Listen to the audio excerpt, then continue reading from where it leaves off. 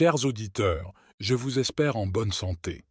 Aujourd'hui, nous vous proposons une histoire issue de la culture africaine, une tradition orale transmise de génération en génération. Installez-vous confortablement, détendez-vous et embarquons pour un voyage à travers les péripéties de cette histoire. La guerre entre les quadrupèdes et les oiseaux. Un jour, la guerre fut déclarée entre les quadrupèdes et les oiseaux. Les oiseaux choisirent l'autruche pour chef, les quadrupèdes se placèrent sous le commandement de l'éléphant, du lion et de la panthère. Alors que les oiseaux se rangeaient pour aller au combat, l'autruche leur conseilla. Mes amis, mes petites ailes ne me permettent pas de voler devant vous et d'assumer le commandement. Cependant, je vais vous donner un bon conseil. Voici mes 3 œufs. L'aigle prendra le premier pour le casser sur la tête de l'éléphant. Le faucon s'envolera avec le second pour le fracasser sur la tête du lion. Le marabout en fera autant avec le troisième sur la tête de la panthère. Lorsque nos ennemis verront couler le jaune sur la tête de leur chef, ils penseront que c'est leur cervelle et s'enfuiront sans demander leur reste.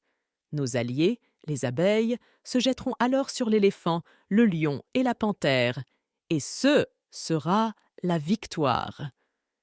Un petit lézard entendit ces propos.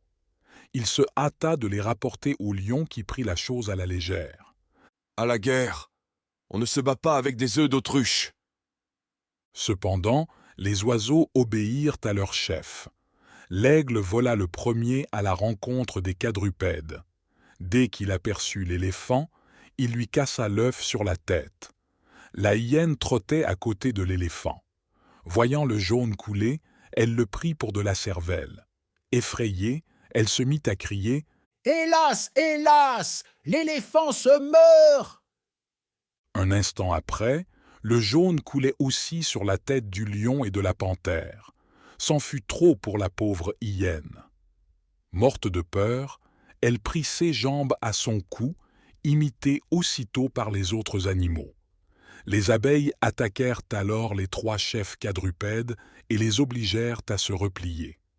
Le coq, redoutable guerrier des oiseaux, donna la chasse à la hyène. Au moment où il était sur le point de la saisir dans ses serres et de lui fracasser le crâne à coups de bec, la hyène se coula dans sa tanière.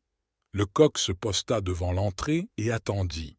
La hyène se tint coite dans son trou. Au bout de quelque temps, cependant, lorsque tout redevint calme, elle rassembla tout son courage et regarda à l'extérieur. La queue de son terrible ennemi s'agita devant son nez et la hyène rentra vite dans son trou. À la fin, le coq en eut assez d'attendre.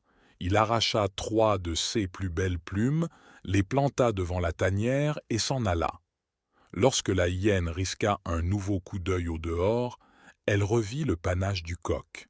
Elle essaya encore et encore, mais chaque fois, elle recula, effrayée par les plumes.